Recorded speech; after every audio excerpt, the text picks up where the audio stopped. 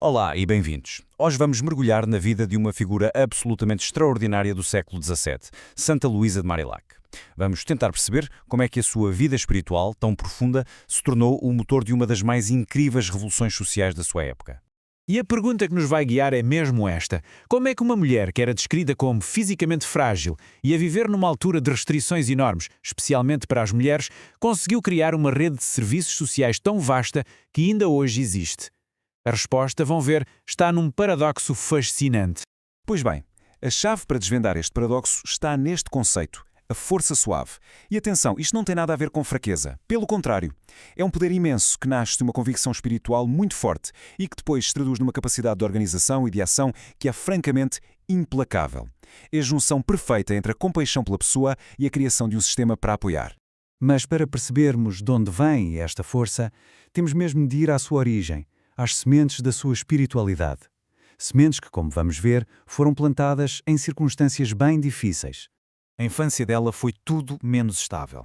Nasceu em 1591. Era filha de um nobre, sim, mas nunca chegou a conhecer a mãe. O pai, a quem ela chamava a sua maior consolação, morreu quando ela tinha apenas 15 anos e de repente estava órfã.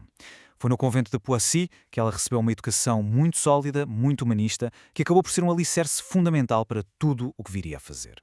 E foi lá, em Poissy, que aconteceu algo que a marcou para sempre. Foi uma imagem, num vitral, que se gravou na sua mente. O rei São Luís a ajoelhar-se e a beijar as feridas de um leproso.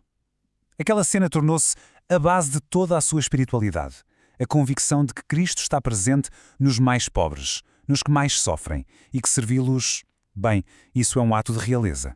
Só que, antes de toda esta ação, veio a crise. E que crise? Uma crise pessoal profunda, que quase a destruiu, mas que no fim de contas foi o que forjou o seu verdadeiro propósito de vida.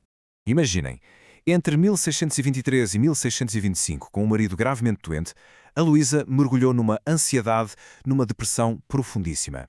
Ela sentia um peso esmagador sobre o futuro. E, para piorar, estava completamente atormentada por dúvidas espirituais.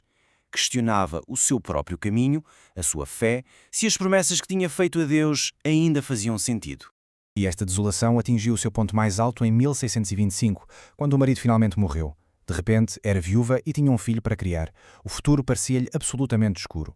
Mas é no meio desta escuridão toda que, no dia de Pentecostes de 1623, acontece algo extraordinário. Ela tem uma experiência mística, uma lumière, como ela lhe chamou, uma iluminação que lhe trouxe uma clareza súbita.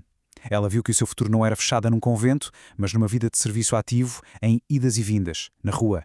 E viu também o homem que a ia guiar, Vicente de Paulo. Curiosamente, na altura, ela sentiu uma certa repulsa por ele. A vida dela estava prestes a mudar para sempre. E é a partir daqui que vamos ver como é que esta visão se transformou numa autêntica revolução. É aqui que a força suave de Luísa entra em plena ação e muda para sempre a forma como se olhava para o serviço social. Ora, o problema que ela enfrentou era simplesmente aterrador. Em Paris, no século XVIII, os bebés abandonados eram levados para uma instituição chamada La Couche. As descrições que temos da época são de arrepiar. Crianças que eram drogadas para não chorarem, que eram vendidas a mendigos, a taxa de sobrevivência era praticamente zero. Mas perante este cenário de horror, Luísa não ficou parada, de todo. Agiu, e agiu movida pelo seu lema pessoal: a caridade de Cristo crucificado nos impele. E isto não era uma frase bonita. Para ela, era um motor que a fazia levantar todos os dias. E é aqui que se vê o gênio dela, a sua forma de trabalhar. Primeiro, ela não agiu por impulso. Analisou o problema a fundo. Depois, organizou uma solução sistémica, um dos primeiros sistemas de lares de acolhimento do mundo. Mas não ficou por aí. Insistiu na qualidade, criou protocolos rigorosos e, por fim, fez advocacia. Numa altura em que a caridade era vista como dar uma esmola, ela lutou para que as mães de acolhimento recebessem um pagamento justo. Isto foi um ato revolucionário. Reconhecer o cuidado como um trabalho digno, um ato de justiça e não só de amor. Isto mostra bem como ela era pragmática, mas ao mesmo tempo muito atenta às nuances. Por exemplo, quando uma lei de 1656 forçou a institucionalização dos mendigos, Vicente de Paulo recusou-se a cooperar porque achava a lei injusta. A Luísa, por outro lado, fez algo diferente. Enviou as suas irmãs para ajudar as mulheres que estavam lá internadas, para atender às suas necessidades imediatas, mas ao mesmo tempo trabalhava ativamente para lhes garantir o direito à autodeterminação. Ou seja, servir e lutar pela justiça em simultâneo. E pensem nisto, o trabalho dela não parou nas crianças, nem de perto, nem de longe. A lista de inovações é absolutamente impressionante. Fundou as Filhas da Caridade, uma congregação revolucionária de mulheres que serviam fora dos conventos.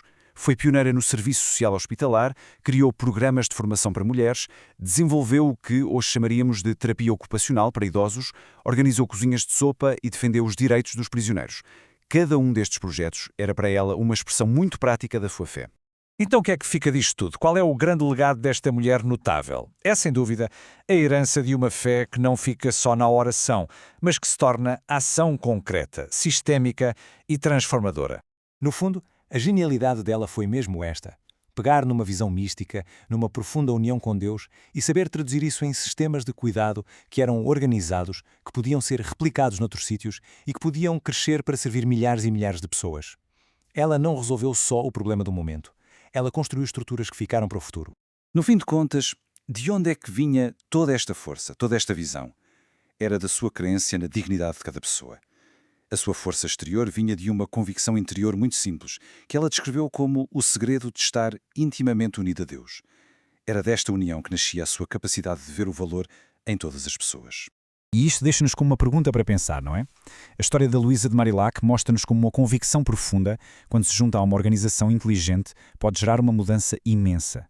E a pergunta que fica no ar é: qual força suave, qual união de compaixão e sistema é que pode transformar os grandes problemas que enfrentamos hoje?